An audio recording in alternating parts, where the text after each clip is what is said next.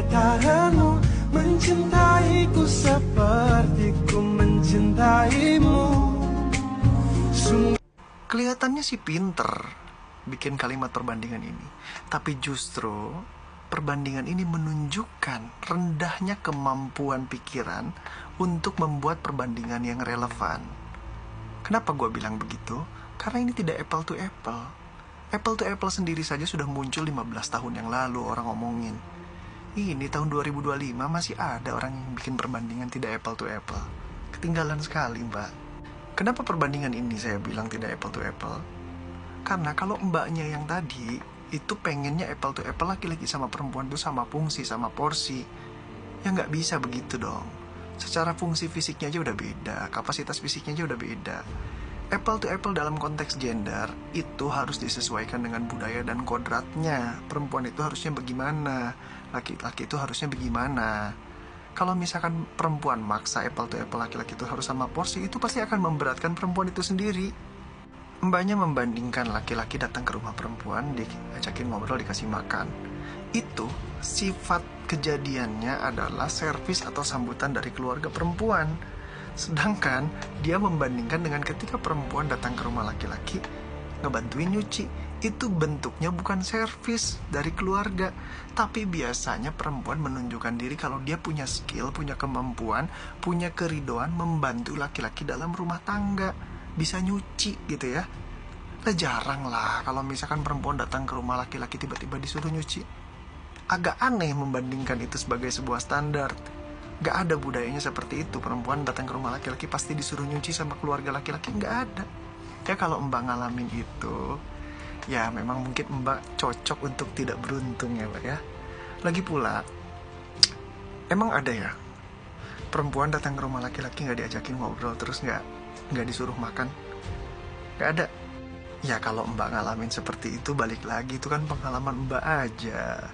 Mbaknya aja mungkin yang memang cocok untuk nggak beruntung, nggak diajakin makan. Jadi kesimpulannya dari narasi-narasi kamu itu, di semua konten-konten kamu itu tuh tendensius. Kamu tuh kayak punya trauma gitu sama laki-laki atau dan keluarganya. Ya kalau kamu trauma, nggak usah ajakin orang lain lah untuk merasakan traumamu itu. Dan kalau kamu memang benar-benar ngerasa perempuan yang kuat, kamu juga nggak usah mencari atensi dari orang lain untuk merasakan hal yang sama. Harusnya kamu kalau memang kuat, kamu bisa lah sembuh sendiri, ya kan? Iya, sampai kelupaan bagaimana contoh kalimat yang relevan. Begini ya, dalam konteks membandingkan gender, relevannya begini. Kalau perempuan datang ke rumah laki-laki, diuji dengan bisa nyuci piring atau bantu nyuci baju, laki-laki harusnya kalau ke rumah perempuan ditanya mampu bawa apa. Gitu, datang ke rumah perempuan. Kenapa demikian? Karena fitrahnya beda. Perempuan untuk menjadi pasangan laki-laki harus diuji speknya. Kemampuannya dia bisa nggak nyuci piring, bisa nggak nyuci baju, bisa nggak ngurusin urusan rumah tangga, bantuin suami. Makanya diujinya begitu. Sekarang laki-laki kalau ke rumah perempuan diujinya dengan mampu bawa apa ke rumah perempuan. Karena fitrahnya laki-laki itu keluar dari rumah, pulang bawa sesuatu untuk istrinya. Itu relevan. Perbandingan itu jangan sama porsi, tapi proporsional, masing-masing beda tugas. Begitu cara pahamnya. Jangan dibandingin satu dikasih makan sama satu suruh nyuci, gak jelas. Karena kalau harus sama porsi, nanti ujung-ujungnya jadinya begini kalimatnya. Perempuan datang ke rumah laki-laki diminta bantu nyuci, laki-laki datang ke rumah perempuan disuruh bantu nyuci juga. Sebaliknya kalau laki-laki datang ke rumah perempuan ditanya bawa apa, perempuan juga nanti kalau ke rumah laki-laki ditanyain bawa apa ke sini. Memberatkan gak? Memberatkan kan?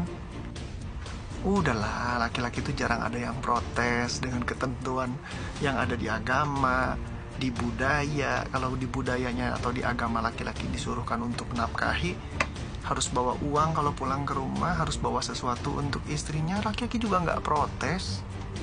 Perempuan aja yang kalau diminta bantu nyuci aja udah ngerasa jadi babu.